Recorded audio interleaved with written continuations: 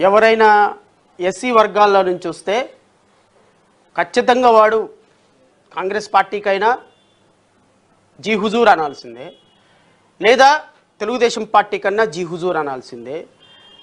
ఏ వ్యక్తిగతంగా ఇండిపెండెంట్గా నిలబడితే, ఇండిపెండెంట్గా ఒక పార్టీ పెట్టి నిలబడితే, ఇండిపెండెంట్గా తన భావజాలాన్ని అన్ని పార్టీలను విమర్శిస్తూ ప్రజల కోసమే నిలబడితే వాడిని తొక్కేసేటువంటి ప్రయత్నం ఈ దుర్మార్గమైనటువంటి సమాజం, ఈ మీడియా ప్రతి ప్రతి ప్రతి క్షణం, ప్రతి రోజు, ప్రతి గంట, ప్రతి సంవత్సరం, ప్రతి ఎలక్షన్లో ఒక దుర్మార్గకరమైన ప్రయత్నం చేస్తుంటే దీన్ని ఆపాల్సినటువంటి బాధ్యత, దీన్ని ఈ ఈ ఈ వ్యవస్థని ఢీకొట్టి, ఈ వ్యవస్థలో నుంచి ఢీకొట్టి ఒక సూర్యుడిలాగా బయటకు రావాల్సినటువంటి బాధ్యత మన మీద ఉందా లేదా?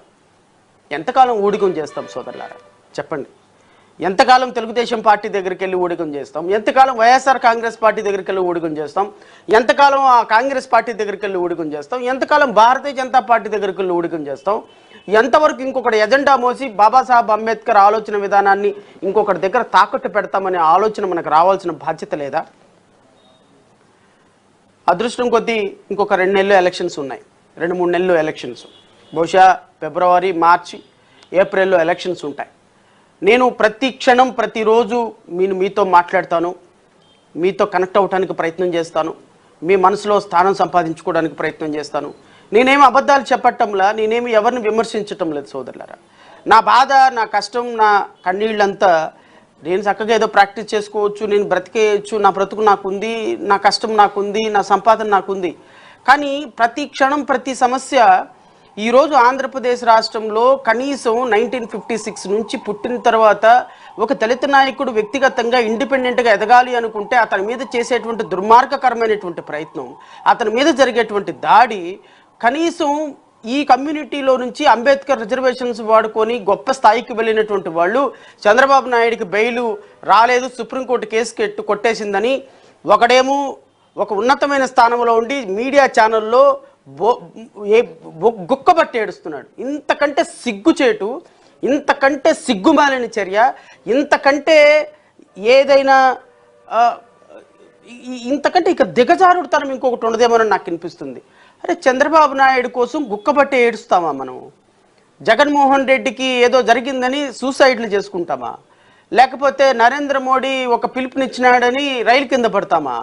లేకపోతే పవన్ కళ్యాణ్ జుట్టు ఎగరేశాడని చెప్పేసి పవన్ కళ్యాణ్ సినిమా ఫ్లాప్ అయిందని పురుగుల మందు తాగుతామా? ఎక్కడున్నామయ్యా మనందరం? దళిత నాయకులు అందరం, బాబాసాహెబ్ అంబేద్కర్ వారసులం ఎక్కడున్నాం మనం? మనందరం ఏం చేస్తున్నాం? మన కోసం మాట్లాడేటువంటి నాయకుడి మీదేమో బురద జల్లుతారు. Pawan Kalyan Telugu Desam party, Janasena party, YSR Congress party ఎదజల్లితే వాళ్ళ దగ్గర ఎంగిలి మెతుకులు తీసుకొని, ఎంగిలి మెతుకులు ఏరుకొని నాయకుల మీద మన కోసం మాట్లాడే నాయకుల మీద విమర్శలు చేస్తాము. మళ్ళీ మాట్లాడేది అంబేద్కర్ గురించి. చెప్పండి, ఈ రాష్ట్రంలో నేను చేసిన తప్పేంటి చెప్పండి? దళిత బిడ్డల కోసం ఒక పార్టీ పెట్టడం నేను చేసిన తప్ప? బడుగు బలహీన వర్గాల కోసం, వాళ్ళ కోసం కేసులేసి, వాళ్ళ కష్టాల కోసం, వాళ్ళ కోసం ప్రతి క్షణం మీడియాలో మాట్లాడి ప్రభుత్వాన్ని ఎదిరించడం నేను చేసిన తప్ప? డాక్టర్ సుధాకర్ కోసం పోరాటం నేను చేసిన తప్ప? ఒక డ్రైవర్ను కొట్టి చంపేస్తే రాజకీయ పార్టీలన్నీ కూడా ఇళ్లలో నిద్రపోతూ ఉంటే 3 రోజులు రోడ్డు మీద కూర్చొని నిరాహార దీక్ష చేసి మార్చిరీల దగ్గర కూర్చొని అనంతబాబుని అరెస్ట్ చేసేంత వరకు ఆ జిల్లాలో నుంచి కదలకుండా కూర్చొని ఆ కుటుంబ సభ్యుల్ని కాపాడి అనంతబాబు విషయంలో అరెస్ట్ చేయించి సుబ్రహ్మణ్యం కుటుంబానికి న్యాయం చేయటం నేను చేసిన తప్ప? ఎక్కడున్నారు మీరంతా ఆ రోజున? ఈ మాట్లాడే నాయకులందరూ ఎక్కడున్నారు ఆ రోజున? శిరోముండనం చేయించుకున్న వరప్రసాద్ విషయంలో హైకోర్టులో వాదనలు వినిపించి శిరోముండనం వరప్రసాద్కి సంబంధించి అన్ని కేసెస్లో కూడా తనకి న్యాయ సహకారం అందించడం నా తప్ప? అబ్దుల్ సలాం కుటుంబం చనిపోతే అబ్దుల్ సలాం కుటుంబం దగ్గరికి వెళ్ళి వాళ్ళ కుటుంబ సభ్యులను పరామర్శించి వాళ్ళ కోసం హైకోర్టులో, సుప్రీంకోర్టులో ఫైట్ చేసి వాళ్ళందరికీ సంబంధించినటువంటి బాధితులకు రావాల్సినటువంటి పరిహారాలన్నీ ఇప్పించి ప్రభుత్వం దగ్గర నుంచి ఆ కుటుంబానికి న్యాయం చేయటం నేను చేసిన తప్ప? స్నేహలతారెడ్డి చనిపోతే అనంతపురం వెళ్ళి వాళ్ళ అమ్మ నాన్నని కాపాడి, వాళ్ళ అమ్మా నాన్నకి భరోసా ఇచ్చి, వాళ్ళకి 5 ఎకరాల పొలం ఉద్యోగం ఇప్పించేంత వరకు మొత్తం దగ్గర ఉండి మొత్తం చూసి మళ్ళీ ఆ పొలంలోకి వాళ్ళని లానివ్వకపోతుంటే తీసుకొచ్చి ఇక్కడ హైకోర్టులో కేసు వేసి వాళ్ళకి న్యాయం చేయటం నా తప్ప?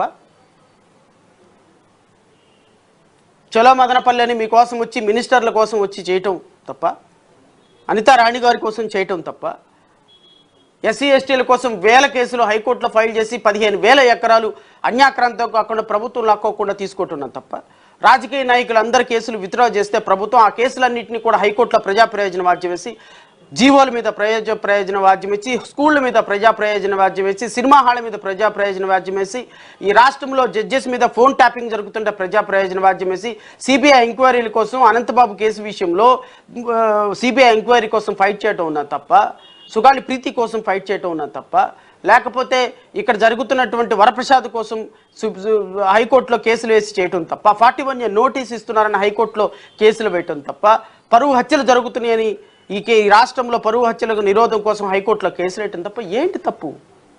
What is my fault? I don't understand really. మీడియాలో ఏ రోజైనా తెలుగుదేశం పార్టీకి సపోర్ట్గా నేను మాట్లాడానా? ఏ రోజైనా వైఎస్ఆర్ కాంగ్రెస్ పార్టీ చేసిన తప్పులు నేను ప్రశ్నించాను, కానీ నేను తప్పుగా ఏమైనా మాట్లాడానా? వ్యవస్థలను కాదని మాట్లాడానా? వ్యవస్థలను నిందించు మాట్లాడానా? లేకపోతే ఎవరి దగ్గరైనా ఏదైనా స్వలాభం కోసం మాట్లాడానా?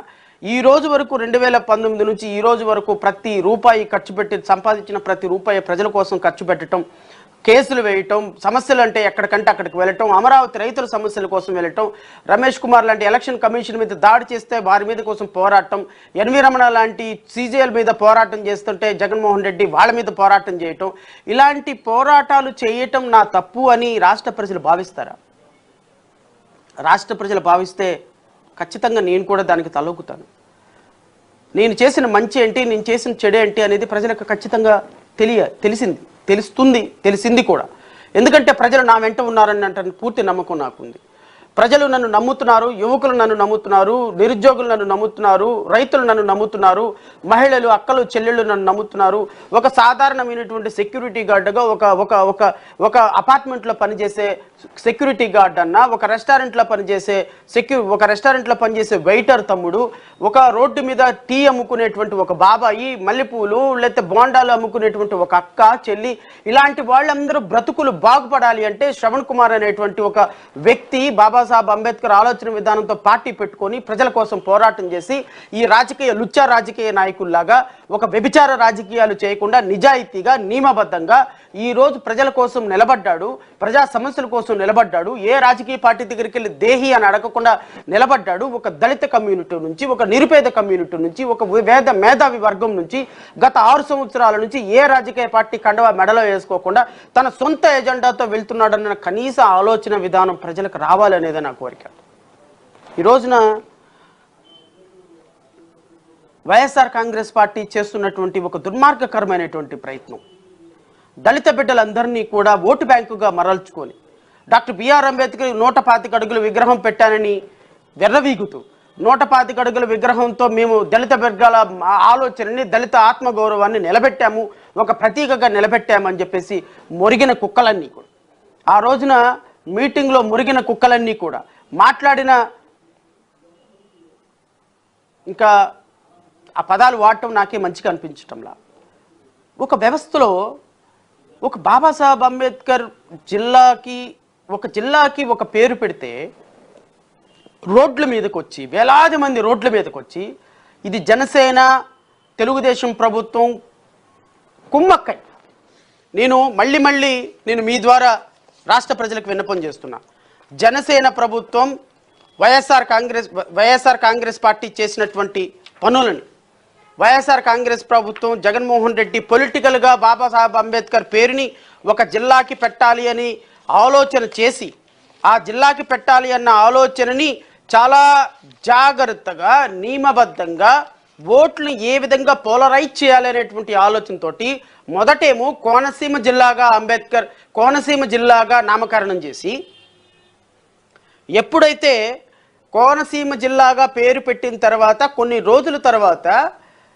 దాన్ని డాక్టర్ బిఆర్ అంబేద్కర్ పేరుగా నామకరణం చేస్తే ఖచ్చితంగా కోనసీమ జిల్లాలో గొడవలు చెలరేగుతాయి. దానికి జనసేన పార్టీ అండ్ తెలుగుదేశం ప్రభుత్వం సంబంధించినటువంటి కార్యకర్తలందరినీ సిద్ధం చేసి వాళ్ళల్లో వస్తున్నటువంటి ఈ వ్యతిరేకతని క్యాష్ చేసుకోవాలి అని అమలాపురంలో కేవలం ఆర్టిఫిషియల్గా ఒక అలజడి వాతావరణాన్ని సృష్టించి డాక్టర్ బిఆర్ అంబేద్కర్ అనే వ్యక్తి పేరు ఈ రాష్ట్రంలో ఏ జిల్లాకి పెట్టినా మేము దాన్ని మారణ హోమం సృష్టిస్తామని కొన్ని వేల మంది జనసేన కార్యకర్తలు వీళ్ళందరూ కూడా రోడ్ల మీదకు వచ్చి మారణ హోమం సృష్టిస్తే కొన్ని వేల ఇళ్ళు కుప్పకూల్చి ఒక మినిస్టర్ ఇల్లు కూడా తగలబెట్టి బిఆర్ అంబేద్కర్ని దారుణంగా అవమానిస్తే అక్కడున్నటువంటి దళిత బిడ్డల ఆత్మగౌరవాన్ని ఆంధ్రప్రదేశ్ రాష్ట్రంలో భారతదేశంలో ప్రతి దళిత బిడ్డ ఆత్మగౌరవానికి ప్రతీకగా నిలిచిన బిఆర్ అంబేద్కర్ పేరు పెడితే చెలరేగిన మారణ హోమంలో వేలాది కేసులు రిజిస్టర్ చేసి ఆ కేసుల్లో వందలాది మంది యువకుల్ని అరెస్టు చేసి 4 నెలలు 3 నెలల పాటు నిర్బంధించి వాళ్ళ మీద ప్రాసిక్యూషన్ కొనసాగిస్తూ crime number 138 of 2022, crime number 139 of 2022, crime number 140 of 2022, crime number 141 of 2022, crime number 126 of 2022, crime number 127 of 2022. వీటిల్లో సెక్షన్స్ కూడా నేను చెప్తాను సోదరులారా. ఎందుకంటే ఈరోజు ఆ సెక్షన్స్ ఏ విధంగా ఇంత దారుణమైన సెక్షన్స్ కూడా క్రైమ్ నెంబర్ 138 ఆఫ్ 2022లో సెక్షన్ 307 అంటే హత్యా ప్రయత్నం చేసేటువంటి section, crime number section 143, 144, 147, 148, 151, 152, 332, 336, 427, 188 and 353 right with section 149 and section 3 and 4 of PDPP Act and section 32 of AP Police Act Amalapuram Town PS. ఇన్ని వందల కేసులు, ఇన్ని వందల మంది మీద 15 నుంచి 20 సెక్షన్స్ వరకు పెట్టినటువంటి కేసులు మొత్తాన్ని అంబేద్కర్ పేరు పెడితే ఆ అంబేద్కర్ పేరును కూడా అవమానపరుస్తూ చేసినటువంటి కేసులు మొత్తాన్ని GORT నెంబర్ 1566 డేటెడ్ 20/12/2023 ద్వారా ఈ రాష్ట్ర ప్రభుత్వం చేసినటువంటి ఒక దుర్మార్గకరమైనటువంటి ప్రయత్నం. The Director General of Police Andhra Pradesh Mangalagiri in his letter in the reference second right above for the reasons mentioned therein has submitted the proposal of the government for withdrawing of prosecution cases. అంటే మంగళగిరిలో DGP office ఈ cases అన్ని withdraw చేయమని చెప్పేసి proposal పంపించిందంట. All cases accused మీద ఉన్నటువంటి అత్యంత serious nature of అఫెన్సెస్లో ఉన్నటువంటి ప్రతి కేసును కూడా విత్డ్రా చేసి ఈరోజు డాక్టర్ బిఆర్ అంబేద్కర్ పేరు మీద చెలరేగినటువంటి మారణ హోమాన్ని కేసెస్ని విత్డ్రా చేసి ఈరోజు doctor BR అంబేద్కర్ని అవమానపరిస్తే, doctor BR Ambedkar పేరు పెట్టిన సందర్భంలో చెలరేగినటువంటి గొడవలను అవమానపరిస్తే మీరు దళిత ఆత్మగౌరవానికి ప్రతీకని ఎలా మాట్లాడగలుగుతారు అని నేను అడుగుతున్నా. ఈరోజు ఆ రోజు 125 అడుగుల విగ్రహం పెట్టినప్పుడు మాట్లాడినటువంటి ప్రతి నాయకుడు కూడా ఈ కేసెస్ ఇలా ఎత్తివేస్తే రేపొద్దున మా బిడ్డలకు మేము ఏం సమాధానం చెప్పాలండి, మా ఆత్మగౌరవానికి ఏ సమాధానం చెప్పాలి, ఈ విధంగా కేసులు ఎత్తేసి 125 అడుగుల విగ్రహం అంటే 125 అడుగుల విగ్రహం పెట్టినందుకు దళిత బిడ్డలందరనేమో వైఎస్ఆర్ కాంగ్రెస్ పార్టీకి ఓటేయాలి, ఈ ఓట్లన్నీ తీసేసి ఈ కేసులన్నీ తీసేసినందువల్ల మిగతా కమ్యూనిటీల ఓట్లు కూడా వైఎస్ఆర్ కాంగ్రెస్ పార్టీకి రావాలి. అంటే విగ్రహం పేరు పెట్టడంలోనూ రాజకీయం, పేరును మార్చటంలోనూ రాజకీయం, విగ్రహం పెట్టడంలోనూ రాజకీయం, కేసులు పెట్టడంలోనూ రాజకీయం, కేసులు ఎత్తివేయటంలోనూ రాజకీయం. కాదేది కవితకు అనర్హం, కుక్క పిల్ల అగ్గిపుల్ల సబ్బు బిళ్ళ కవితకు అనర్హం అని ఈ రోజున ప్రతి ఒక్క యాక్టివిటీని కూడా మీరు కేసుల్ని కూడా ప్రతి ఒక్క యాక్టివిటీని మీ రాజకీయాలకు వాడుకుంటే ప్రశ్నించాల్సింది ఎవరండి? తెలుగుదేశం పార్టీ కాదా? ప్రశ్నించాల్సింది ఎవరండి? జనసేన ప్రభుత్వం కాదా? జనసేన తెలుగుదేశం ప్రశ్నించకుండా ఈ రోజున మాకెందుకులే, మాకు సంబంధం లేదు, వీటి మీద ప్రశ్నిస్తే ఈ కులం ఓట్లు మాకు పోతాయి అని కూర్చుంటే ఈరోజు ఈ రాష్ట్రంలో ఇలాంటి కేసెస్ను విత్డ్రా చేయాల్సిన అవసరం ఏంటుందని నేను అడుగుతున్నా. రేపొద్దున వీళ్ళు తప్పు చేసి ఉంటే వీళ్ళ మీద నాకేం కోపం లేదు. ఈ పిల్లలందరూ కూడా తప్పు చేసి ఉంటే చట్టం శిక్షిస్తుంది, తప్పు చేయకపోతే చట్టం నిర్దోషిగా విడుదల చేస్తుంది. ఇలాంటి కేసెస్లో మీరు ఈ విధంగా మొదటిలోనే కేసెస్ విత్డ్రా చేయటం వల్ల రేపొద్దున వీళ్ళు ఈ విధంగా యాంటీ సోషల్ ఎలిమెంట్స్గా రేపొద్దున ఇంకొక కార్యక్రమానికి వెళ్తే ఈ రాష్ట్ర ప్రజల లా అండ్ ఆర్డర్ ఏమవుతుందని ఆలోచించుకోవాల్సిన బాధ్యత లేదా? అంటే మీ రాజకీయాల కోసం అంబేద్కర్ని వాడుకుంటారా? మీ రాజకీయాల కోసం అంబేద్కర్కి జరిగిన అవమానాన్ని ప్రశ్నించకుండా ప్రతిపక్ష పార్టీలు ఉంటాయా? జై భీమరావు భారత్ పార్టీ అలాంటి పార్టీ కాదు సోదరులారా. దీని మీద నేను హైకోర్టులో ప్రజా ప్రయోజన వాద్యం వేశాం. ఖచ్చితంగా అది రాబోయే 2 రోజుల్లో హైకోర్టులో హియరింగ్కి వస్తుంది. నేనైతే ఖచ్చితంగా రాష్ట్ర ప్రజలకి హామీ ఇస్తున్నా, దీంట్లో ఖచ్చితంగా డాక్టర్ బిఆర్ అంబేద్కర్ అభిమానులకి ఆత్మగౌరవిక ప్రతీకగా నిలిచిన ప్రతి ఒక్కరికి కూడా న్యాయం జరుగుతుందని నేనైతే భావిస్తున్నా.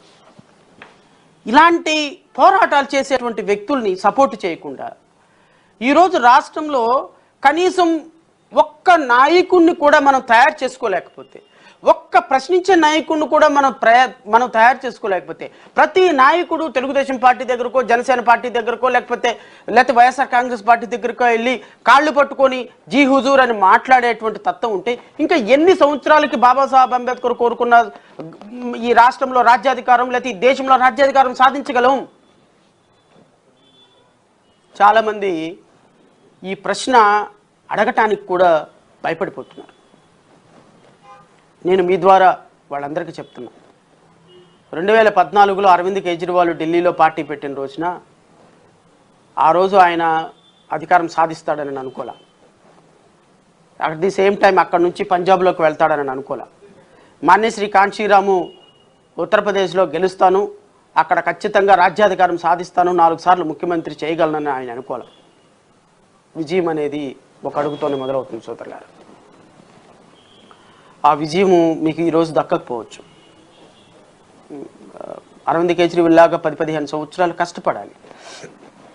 కాంచీరామ్ గారు లాగా ఒక దీక్షతోటి, అకుంఠిత దీక్షతోటి ముందుకు నడవాలి. నేను పార్టీ పెట్టి 1 సంవత్సరంన్నర అవుతుంది.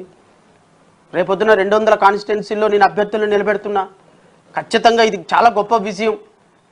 భారతదేశ చరిత్రలో, లేకపోతే ఆంధ్రప్రదేశ్ రాష్ట్ర చరిత్రలో 1956 తర్వాత 200 మంది కాన్స్టిట్యున్సీ అభ్యర్థులను నిలబెట్టగలిగినటువంటి ఏకైక పార్టీగా జడా శ్రవణ్ కుమార్ పార్టీ, జై భీమరావు భారత్ పార్టీ నిలవబోతుంది. ఈ జై భీమరావు భారత్ పార్టీ రేపొద్దున 200 మంది అభ్యర్థులతోటి ఎలక్షన్ నామినీ బరిలో నిలవబడుతుంది. ఖచ్చితంగా వేలాది ఓట్లతోటి పార్టీల భవితవ్యాన్ని మార్చబోతుంది. ఇది మీరు ప్రజలు డిసైడ్ అయ్యారు.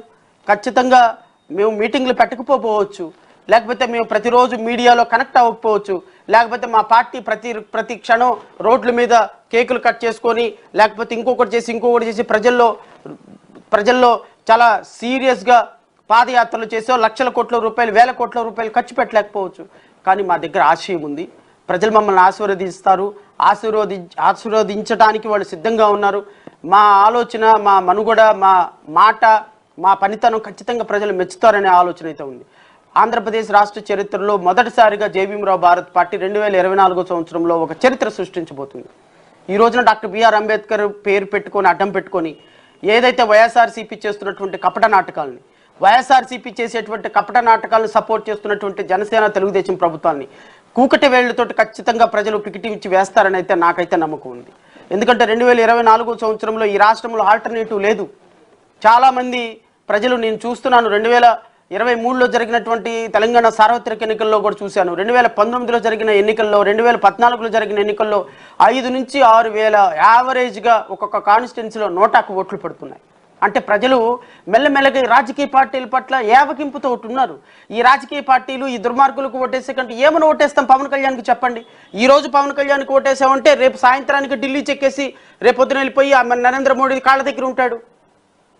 ఈ రోజు పవన్ కళ్యాణ్కి ఏమని ఓటేస్తాం? ఆయన సినిమా యాక్టర్ అని ఓటేస్తామా? లేకపోతే ఆయన హెయిర్ స్టైల్ చూసి ఓటేస్తామా? చంద్రబాబు నాయుడుకి ఏమని ఓటేస్తాం చెప్పండి? ఎవరికి ఓటేస్తాం? జగన్మోహన్ రెడ్డికి ఏమని ఓటేస్తాం? అందుకనే ప్రజలు ఎవ్రీడే, ప్రతి సంవత్సరం కూడా 100కి ప్రజల యొక్క ఓటేసే శాతం పెరుగుతుంది.